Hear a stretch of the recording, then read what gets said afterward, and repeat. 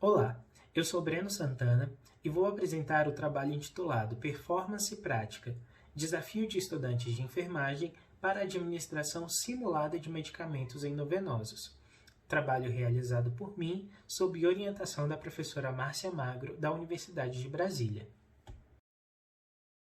De modo introdutório, cabe ressaltar que a administração de medicamentos se configura como uma responsabilidade legal da enfermagem que deve garantir precisão terapêutica com o intuito de minimizar riscos à saúde dos pacientes. Além do conhecimento científico, a performance prática compõe também um atributo essencial para a realização precisa desta ação e pode ser aprimorada por meio de algumas estratégias interativas, dentre elas se destaca a simulação.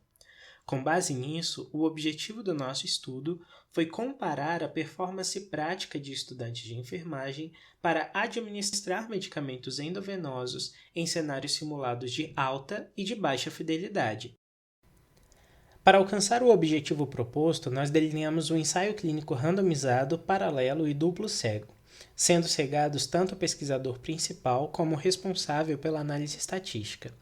O estudo foi registrado no Clinical Trials e recebeu a aprovação do Comitê de Ética em Pesquisa da Faculdade de Ciências da Saúde da UNB sob os números de protocolos descritos. Como intervenção, adotamos um cenário simulado de alta fidelidade, mediado por um simulador de paciente lerda ou SIMAN, e um cenário simulado de baixa fidelidade, com o uso de um simulador estático. A temática de ambos os cenários foi a administração de medicamentos endovenosos, nos quais os estudantes dispunham de até 15 minutos para concluir as ações.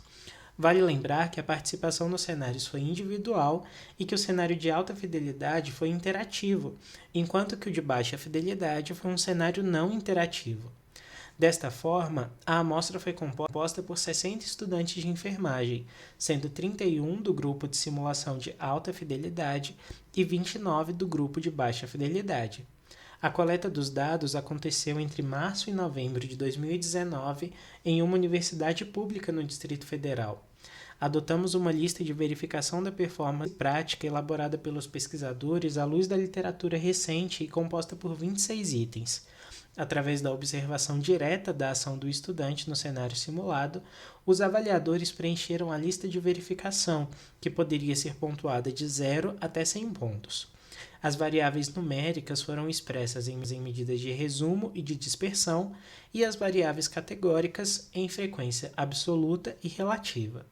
Adotamos o teste de Mann-Whitney, Q² de Pearson e exato de Fisher para as comparações entre os grupos, e a significância estatística foi estabelecida em 5%.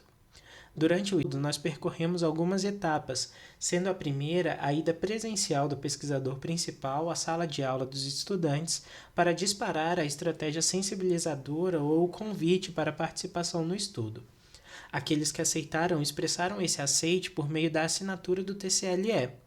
No dia agendado pelo pesquisador, os estudantes se reuniram em um auditório onde aconteceu a randomização entre os grupos por meio de um sorteio simples e com o auxílio de um colaborador externo ao estudo.